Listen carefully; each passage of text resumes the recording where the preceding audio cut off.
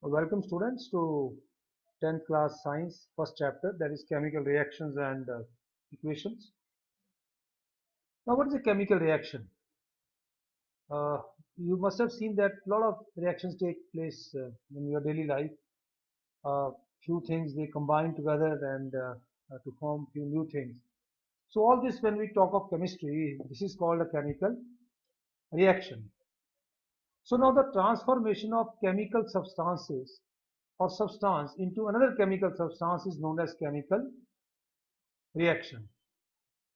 Now, for example, if you take case of let's say rusting of iron, if you see iron and if you leave this iron for a few days outside and a lot of moisture is around, or in the rainy season you find that iron gets rust.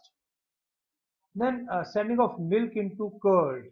You must have seen that your mother is making this curd. Uh, Then digestion of food, we eat many things, then they are digested. Respiration, we take in oxygen and carbon dioxide is breathed out. So all these are basically chemical reactions. So in chemical reaction, new substance is formed which is completely different in properties from the original substance. This is something very important. If we take two substances, let us say A and B. So if we take these two substances, then two new substances are formed, C and D. So this is what is about chemical reaction. So here we find that there are few substances which are reactants, and these reactants they combine together under various conditions. At times you have to warm them up, or you have to maybe change their state from solid to liquid state or liquid to vapor state. There are different types of you can say reactants which react differently. So reactants they give products. So let us see what is a reactant first. If you see a chemical equation, we always write it like this. It means that on the left side we write something which are called reactants, and on the right side we always write the products. So what are these reactants and what are these products? Now reactant is a substance which take part in a chemical reaction, and that is what is called a reactant. So when two substances they combine together, they react with each other, they are called reactants. And the new substance which is formed out of this or out of these maybe is called a product. So two important things, reactant and product. Reactants they react to give you the product. But then how to represent this?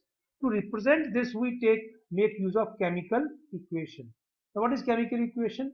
It is nothing but the representation of a chemical reaction. But importantly, you have to use symbols here. So here you are using symbols of reactants and symbols of products. And both sides they are separated by an arrow. So let us see what is a chemical equation. Representation of chemical reaction using symbols of the reactants and products is known as chemical equation. Just to represent this, let us say we have got two substances A and B. So A and B, since written on the left side they are reactants, and they give you two products C and D.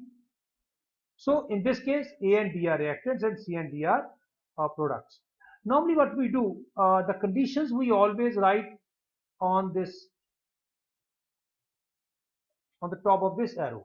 So let us say that this reaction is taking place at a particular temperature. So we can always write temperature over here. Or we are giving heat, we can always represent it. Heat is given or heat is taken out or heat is evolved. So it depends. So this we'll study little later. Let us see one example here. In an example you find these two substances, hydrogen and oxygen. They combine together to give you water. Now, as we have studied earlier, chemical reaction is a reaction in which the product which is formed is totally different from reactant. This is very important. Hydrogen is a gas. Oxygen is a gas. In vapor state, both these they combine together to give you water. And water, as you understand, is a liquid. So hydrogen and oxygen, so it's a chemical reaction. So to represent this chemical reaction, we write it H2 plus O2 in their molecular form and giving you water, that is H2O. So chemical equation, we can say that is a way to represent the chemical reaction in concise and informative way. If you write this chemical equation properly with all the conditions whatsoever, you will find that how that reaction has taken place. Many things we just come to know by knowing only the uh, this chemical equation. So this is something you must keep in mind. Now, chemical equations can be of two types. One, when they are not balanced, and second, when they are balanced. So, if chemical equation is balanced, now what do you mean by balanced? We have to understand first what is balanced and what is unbalanced. Anyway, there are two types of equations: balanced chemical equation and unbalanced chemical equation. Now, balanced equation is the one in which if you see left side and you see right side, all the atoms on the left side of a metal of an element rather, they should equal to the number of atoms of that element on the right side. So if you see this equation, in fact this equation is otherwise balanced. Zinc, when reacts with sulfuric acid, as you are aware of, sulfuric acid is H2SO4. So zinc here, students, reacts with H2SO4 to give you zinc sulfate, and hydrogen is released. So in this case, if you count the number of atoms on both sides, we find zinc is just one here, one this side, so balanced. H2 is two are here, so two here and two here, again they are balanced. We take case of sulfur, let's say. Sulfur, how many on the left side? One. And how many on the right side? Again one. Let us say oxygen. How many oxygen on the left side? Four. And how many on the right side? Four. So this equation in which elements of atoms of each element on the left side equals to the number of atoms of the same element on the right side is what is called a balanced chemical equation. And if equation is not balanced, student, you have to balance the equation, because in chemistry we deal with balanced chemical equations.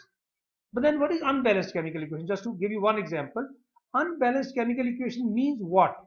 Unbalanced chemical equation means, students, when the number of atoms on the left side of an element are not equal to the number of atoms on the right side. Let us see how it is. Here iron is 1 on the left side, but when you go here iron are 3. We take case of H2, of course H2 is balanced here. But then oxygen is 1 only, and here oxygen are 4. So this equation is not a balanced equation. But then you have to balance this equation, that we'll study little later, that how we are going to balance this equation. In fact, we are going to learn only one method. There are different methods, but then one method we shall be doing in our 10th standard, that is hit and trial method to balance this equation. So when the atoms of the element on the left side are not equal to the ones on the right side, such an equation is called unbalanced chemical equation. I hope this point is clear. In case you find any difficulty and you want to contact me, you can always have a lesson on Skype. That is Rajendra K. Sharma is my Skype ID. Or in case you find some problem, you can always talk to me on WhatsApp, my WhatsApp number as well as my mobile number also. So that if any problem, you can always interact. Let's move further. Now, next important step is how to balance a chemical equation. As I've told you that we deal with the balanced equations only in chemistry. So now how to balance a chemical equation? Now we are using the following equation for this purpose. Let's say the one which we have taken in the previous example. Okay, we'll take this iron with water. So here this is iron. So iron reacts with water to give you Fe3O4 and H2. Now as we have seen earlier also that iron is just one atom on the left side and 3 on the right side. Oxygen is 1 on the left side, 4 on the right side. So first step we have to do, we have to make this small table like this. Just write as number 1 column name of atom, then number of atoms in the reactant, that is on the left side, and then number of atoms in products, that is on the right side. So there are 3 elements here: iron Fe, hydrogen H, and oxygen O. So these 3 we write here. Then count the atoms element wise. On the left side we have iron just 1, so we write 1. Hydrogen are 2, so we write 2. Oxygen is 1, so we write 1. Then we move to right side or the product side. Fe3, so we write 3. Oxygen 4, so we write 4. And hydrogen 2, so we write 2. So this way we have got now fair amount of idea that how many atoms are present of a particular element on the left side as well as how many on the right side, right? So first step is over. We move to second step now. Now we have to very carefully examine. If you see here, balance the atom which is the maximum in number first. So maximum in number, if you see, is 4 of oxygen. So as you find, oxygen is only 1 here. Here only 1. So if we have to make it 4, so we have to multiply the whole thing with 4. Simply do 4 multiplied water. So I've written 4. So now oxygen is balanced. How? 4 and 1 into 4. So 4 oxygen on the left side and 4 on the right side. So oxygen is balanced. But then problem comes how? Next step now, if you see here, when you are balancing this oxygen, of course this is balanced. But hydrogen has not changed its number. If we see here 4, if we write 4 here, 4 2s are 8. So on the left side, hydrogen has become 8. But on the right side, they are just 2. So what to do? So again, you have to write 4 hydrogen to make it balance this side. So now oxygen is balanced because 4 are here, 4 this side. Hydrogen is balanced because 8 are on the left side and 8 are on the right side. What is left is iron. Because iron is 3 on the right side, but on the left side there are only 1. So do nothing very special, but just write 3 here. So you write 3 here and this equation is balanced. So now the equation becomes 3Fe plus 4 water is equal to Fe3O4 and 4 hydrogen. And when you make this table once again, when you make a sort of a tally, you find iron both side equal, you find hydrogen both side equal, and you find oxygen both sides are equal. So just write here. So this is your balanced equation. So writing the symbols of physical states of substances in chemical equation is what is important here, rather. And here very importantly, you have to represent this chemical equation with the help of various types of symbols to make it more informative. And how you can make it more informative? Well, just write if some substance is in the gaseous state, write G. If it is the liquid form, write L. If it is solid state, write S. And if something is dissolved in water, write aqueous. For example, you are using, say, let us say sodium chloride salt, and then you use this salt in water. So this is aqueous solution of sodium chloride. And then another important step may be there, that is writing the condition in which reaction takes place. Condition is generally written above and below the arrow, as we'll practice subsequently. And then lastly, by writing the symbols of physical state of substances and condition under which reaction takes place, a chemical equation can be made more informative. So very importantly, just on this arrow, left side are reactants, right side are the products. Write the physical state of reactants in the bracket form like this.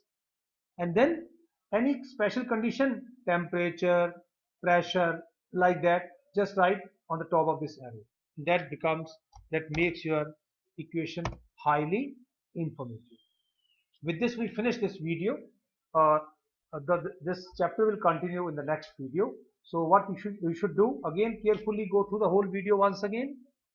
You can always pause the video when you are noting down few things, because you can always note down these things and keep them as notes. Thank you for your stay with me.